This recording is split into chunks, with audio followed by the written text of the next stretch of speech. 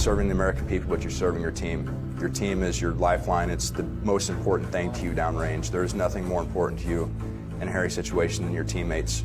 There's no thanks in this line of work. Don't come here expecting someone to say thank you so much for what you're doing. You'll get that from civilians walking on the side of the road just for being in the military. Here, you do the mission, you reconk, and you go out again. No one will know what you're doing.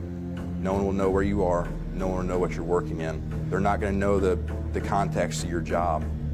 You're going to be out there with your team. When you leave that country, come back home, that's it. The caliber of people I work with is the highest of caliber. They've been through assessment, selection, they've been deemed, but ultimately their moral caliber and their ability to handle themselves as a normal person from their day-to-day life is the highest caliber of people I've ever worked with.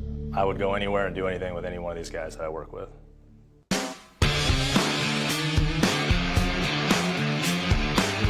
So our training that we're participating in here is designed to enhance the overall operator. Driving is always a plus. Having that advanced driving capability to recognize the road ahead of you, identify dangers and avoid them is not only survivability stateside, it's also increasing your survivability OCONUS on deployment. Learning to take vehicles to their threshold, you're learning where that vehicle's breaking point is. Center of gravity is going to change to the point that it's dangerous for you and your team. It's life-saving in the sense that if you're in a situation where you have to do evasive driving, aggressive driving, you know what that vehicle's capable of and how to use that vehicle to your advantage. How to maneuver in traffic, out of traffic, get around vehicles, get out of situations, and always have a way out. It just really teaches you how to manipulate your vehicle, understand your vehicle, just so if you're ever in that situation, you have all the tools you need to be successful.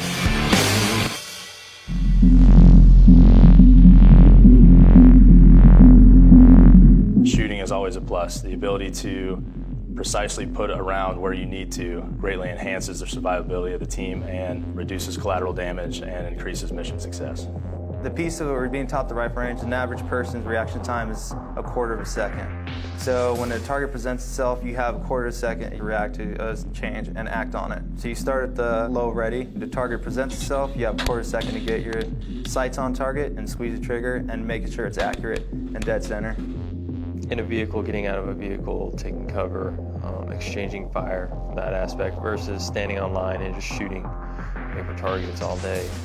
I'm working on basic marksmanship skills. Most of the guys here have done that. We're at that level, and we're looking for the next level of training, and that's absolutely what they're capturing for us here. We're shooting in civilian attire, where all we have is a concealed weapon, and we have to react, or we might be in a full kit.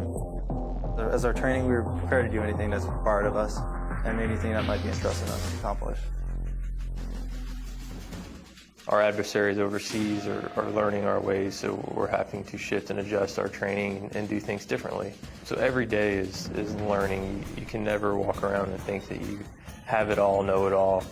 The men to my left and right, they have a sense of drive, they have a sense of pride. There's just something about them that you'll never find anywhere else. If somebody's thinking about Marsoc, what I would say to them is go for it. It never hurts to try. The only thing that's ever going to hurt is your pride, but just pick yourself up, dust yourself off, and do it again.